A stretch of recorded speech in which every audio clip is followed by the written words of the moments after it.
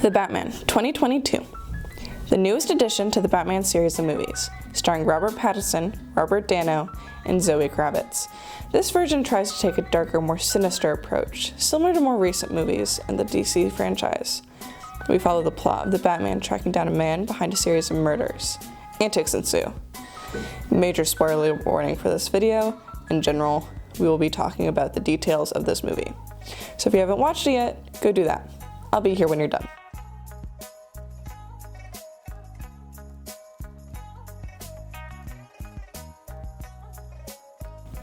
Batman starts with a sidekick, Richard Dick Grayson, alias Robin. Dick is an orphaned acrobat who Bruce Wayne takes in. Through the years, Dick ages, and Bruce takes in more kids to teach. Dick Grayson moves on to be Nightwing, and Jason Todd takes on the Robin role. Jason was later killed by one of the villains, Joker, then came back to life and took on the Red Hood persona. Next is Tim Drake. He was introduced shortly after Jason was killed. After Bruce Wayne is assumed dead, he takes on the identity of Red Robin, and Dick Grayson overtakes the Batman role. Red Robin, instead of being Batman's sidekick, is dedicated to looking for Bruce and trying to prove that he's not dead. The last Robin is Damian Wayne, the only biological child of Bruce, and son of Talia al Ghul. There are a litany of other Robins that have been featured in the comic books, but these are the widely agreed upon main story Robins.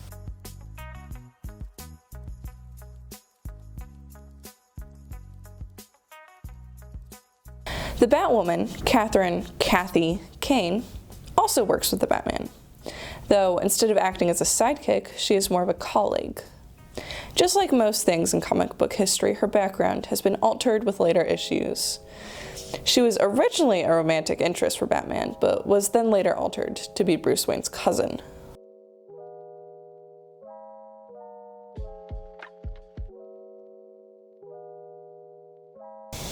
Of course, there are other adversaries besides just the Robins. Most importantly, Alfred Pennyworth. Alfred is the Wayne Manor butler and the sole caretaker of Bruce after his parents were killed. He is more than just an aide to his crime fighting. He essentially raised Bruce and still continues to take care of him.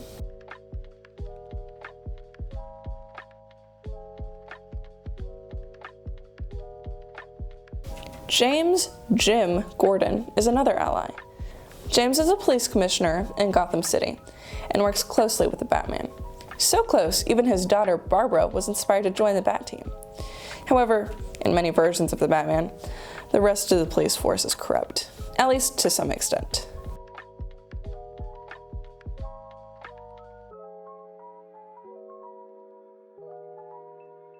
This is a lot of information to process before we get to the purpose of this video, but we aren't even done yet. Those are just the characters that work with the Batman, not his enemies.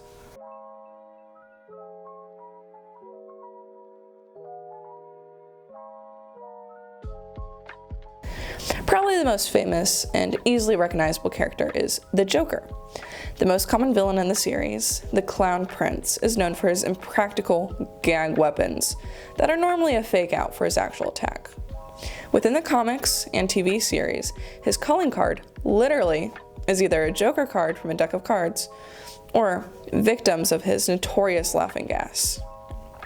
Said laughing gas causes the victim to become paralyzed with an inhumanly large grin plastered on their face. Most versions display him in a palatable pastel color scheme with childish gimmicks, though there is a dark side to both him and his portrayals. Some comics and a certain few cartoons display his gruesome violence, show him hurting people to horrid extents, sometimes even until they die.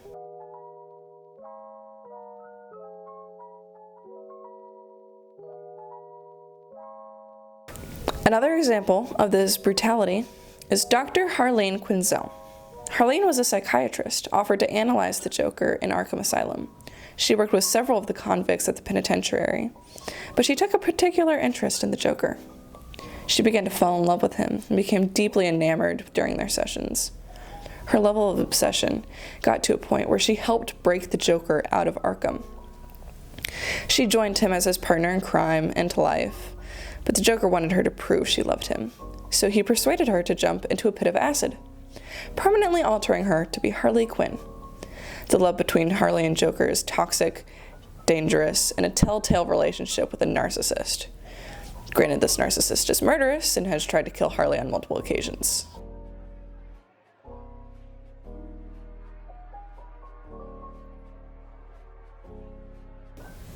Not everyone has as dark an origin as Harley, though. Oswald Cobblepot, the Penguin, has a short, obese stature and a large hook nose. Being teased for his looks, he becomes a villain from the rejection, though he's motivated more by money than spite. He wears formal attire, and in the original media, uses an umbrella as his weapon of choice. A mechanically enhanced umbrella, but an umbrella nonetheless. Though, as the years went on, he seemed to abandon the outright villain approach and started working more behind the scenes, controlling things. A corrupt businessman in its finest. Now, hopefully, what I say next doesn't come as a shock, but the Penguin is super anti-Semitic. A money-hungry, hook-nosed villain. While he isn't canonically Jewish, there are certain depictions of him in which he is, just pounding in the fact that his character is offensive. In more recent media, they seem to be trying to accentuate his nose and Jewish features a bit less, but the thought and the roots are still present.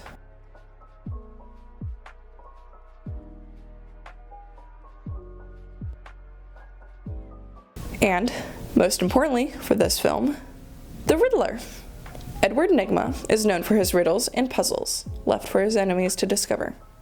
There have been multiple instances in which he tries to not leave clues, but he always has the compulsion to do so, showing heavy signs of OCD. Most often recognized in a green suit decorated with question marks. Sometimes he has a cane, sometimes a hat, sometimes both. He, in most media, is a goofy comic relief villain. Though, as with most Gotham villains, he was attempted to be more sinister in later media. However, there's only so serious you can go with a green-suited villain without it feeling contrite and pretentious.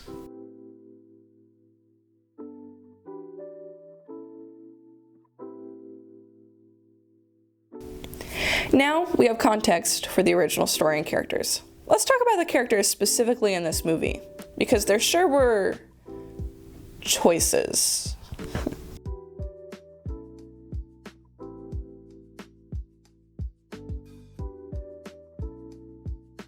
Batman is played by Robert Pattison, teenage heartthrob, best known for the Twilight films.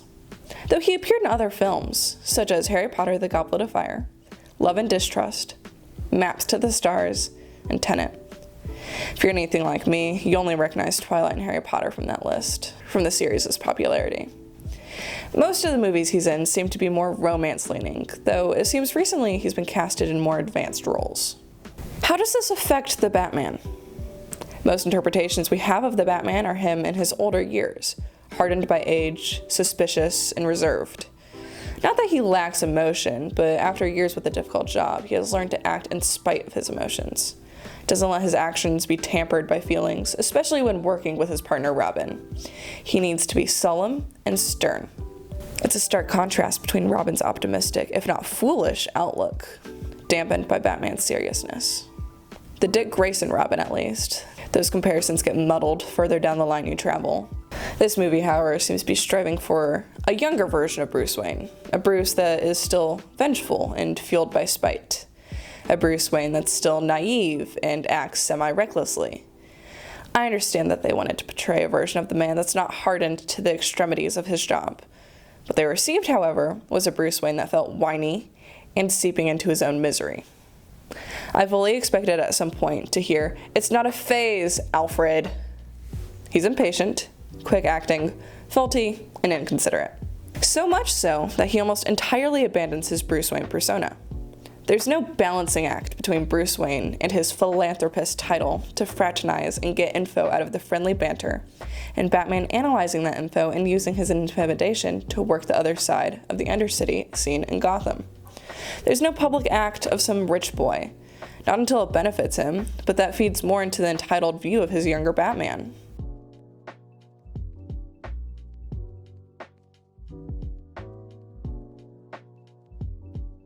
The next most vital person to the story is Paul Dano. While he stars in a large variety of films, it seems all his recent works have been more dark and serious. After being in the Batman, he gained a bit of a cult following from people who find him attractive, as happens with most celebrities at some point. The most notable thing to me is that Paul plays a man named Edward Nashton instead of Nigma.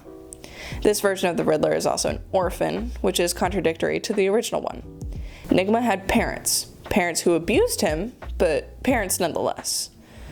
Being an orphan led him to become hostile towards an elites of Gotham, leading to the murders. Every person he murdered, he had a reason for. They were all to send a message.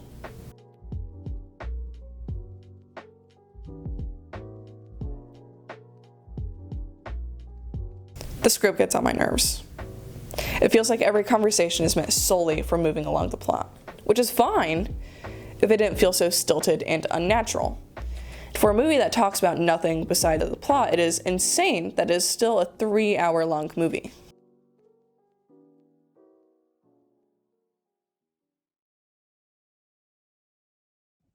The atmosphere is dark and gloomy. The opening scene is rainy as he talks about fear. It leans into several stereotypes and tropes within film, but it conveys the message.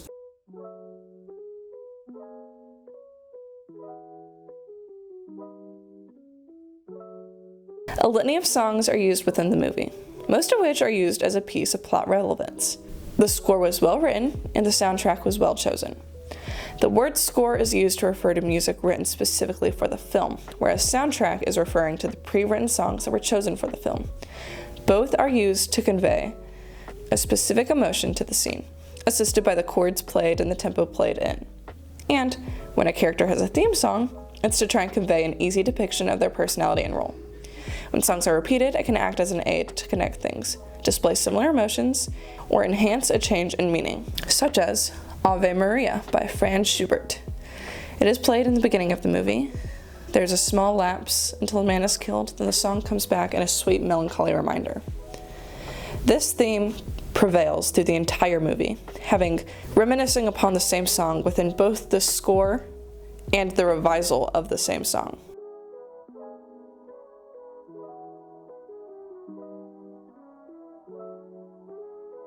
Batman's costume looks fake.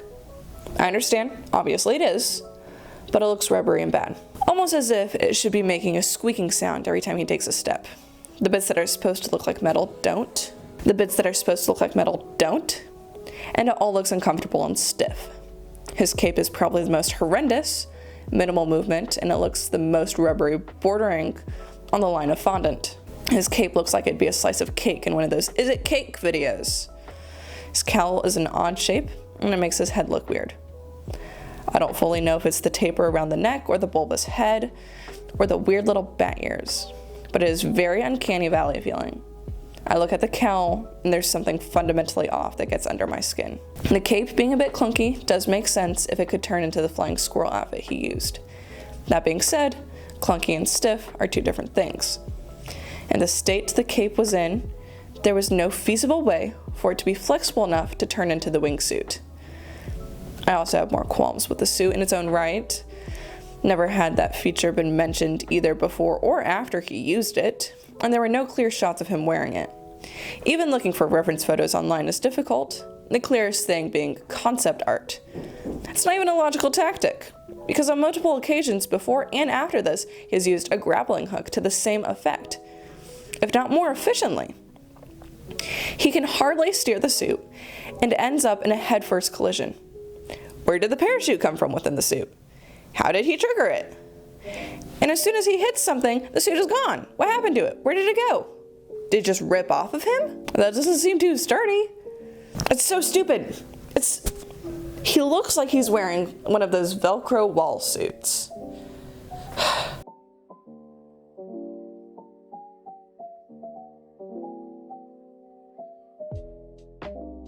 Bruce is seen in two different versions of attire. There's the clothes he wears when he is in his off time, in the Batcave doing retcon solving mysteries, and the clothes he wears when he has to be formal.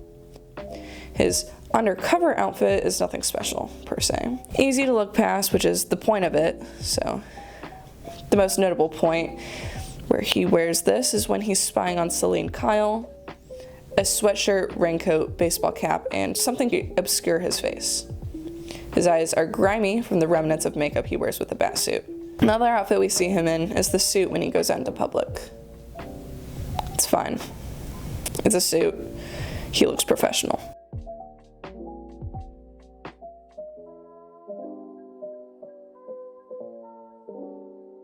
The Riddler's costume is interesting. It definitely succeeds in the self-made serial killer vibe, and I respect that. He looks like a grimy Redditor, but it's fitting. The messy dye job on the jacket, the splattered paint over his design, and it all looks self-done. He wears cling wrap over his head. This costume choice by Dano himself. He stated that Ed seemed the type to think everything out and not want to have a chance of leaving any hairs behind. This decision, along with the green leather mask, really paints an intimidating figure. I personally don't think the fear factor is as successful in the light, but that can be said about most things. Plus, the majority of the movie is astonishingly dark. I like the quirk of the nose plates. Both the Riddler and the Batman's nose plates look to be made the same way. Whether this is supposed to be a small reference that the Riddler was taking inspiration from the bat suit, or the costume designers only know one way to make a faceplate, I find it charming. Story-wise, it's a little peculiar and it seems like an oversight, but I think it's a nice piece that brings attention to the costume designers and their job. I also think him wearing glasses over the mask is charming as well. Villains aren't often shown with glasses, and if they are, it's in their secret identity, but it'd be difficult to be meticulous without being able to see. I like it.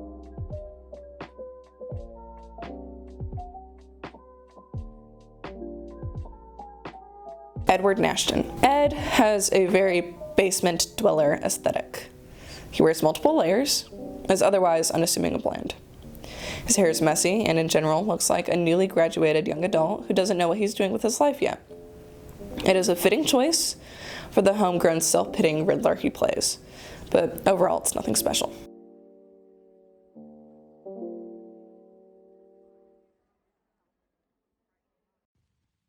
The movie was fine. It wasn't good, it wasn't bad. Well, it was kind of bad, but the badness was overlookable. The costumes were mediocre, the score was fantastic, the framing was off-putting, and the lighting made it hard to watch the movie. It was an interesting adaptation of the Batman, one that we've never really had before.